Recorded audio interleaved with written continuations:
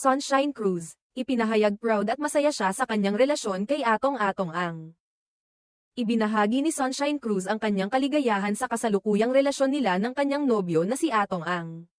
Ayon sa mga ulat, makikita si Sunshine na masayang nakikipag-bonding sa kanyang boyfriend na isang negosyante, at kadalasan ay magkasama silang nag-e-enjoy sa mga simpleng bagay tulad ng pagkanta ng karaoke. Sa mga social media posts ni Sunshine at ilang mga larawan na ibinahagi, makikita ang kanilang masayang samahan at magaan na relasyon. Ayon pa sa mga nakakakita sa kanila, tila hindi lang sila magkasama sa mga espesyal na okasyon kundi pati na rin sa mga simpleng araw na nagkakasama upang mag-bonding, tulad ng kanilang hilig sa pagkanta sa karaoke bar. Matatandaan na ilang buwan na ang nakalilipas nang unang mailabas ang balita tungkol sa kanilang relasyon. Bagamat may mga agam-agam noong una, sa huli ay nakumpirma nila ang kanilang pagmamahalan. Hindi naging madali para kay Sunshine ang magbukas ng kanyang puso muli, ngunit sa pamamagitan ng suporta ng kanyang pamilya at mga kaibigan.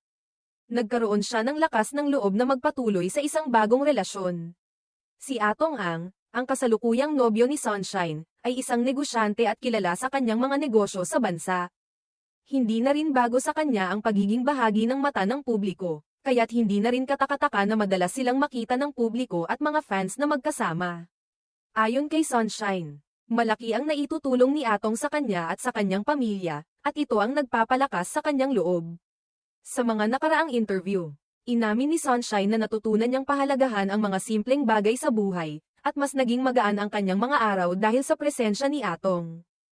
Ibinahagi rin niya na masaya siya at kontento sa kanilang relasyon, at bagamat marami ang mga pagsubok na dumaan sa kanyang buhay.